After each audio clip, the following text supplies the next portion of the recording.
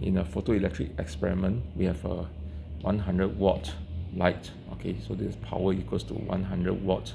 So this is a point source.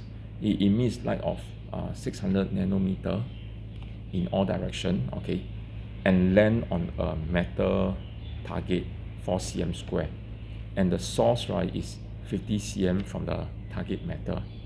So let's first, right, understand or revise, right, the intensity of light at a distance r away, okay, from a point source. So let's imagine a spherical surface area, or a spherical lantern, okay, and in the middle of the lantern you have a light bulb, power P. So energy is going from the light bulb and landing on the inside of the lantern. So we know the intensity, right? Here we call it J, okay, equals to power divided by area. And in this case, right, what is this area? This is a surface area of the sphere. So it's 4 pi r square. Okay. Then what's next? Once we know this, right, then we can find what is the we have a small area here that is 50 cm away. So what is the power received by this small area here?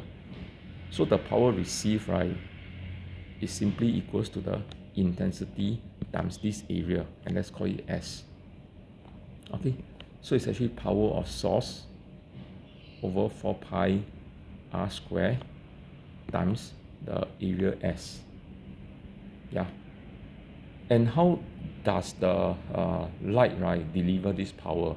It deliver, right, according to the photon theory, by packet. Okay, so this P in turn, right, on the left hand side is equals to a certain n over t, number of photons per unit time. Okay, and each packet, right, carries how much energy? Well, hc over lambda. So we have all the things on the right. So power of source divided by 4 pi r square times S. So we are supposed to find what is the n over t here. So quite a number of things to sub in to calculate. So let's rearrange the terms. So we have a power of source times S over and times lambda over 4 pi r square times hc. Once again, right, you see all the coefficients of the answers, right, are different. So in our calculation, we don't need to care about the power. We can just care about the coefficient. So power of source is how much? Is 100. So I'll just write 100. It's fine. Okay. What's the area? Area is 4. I don't need to convert to SI unit. I just leave it as such. What's the wavelength? Wavelength is 600. Okay. And we have a 4 pi.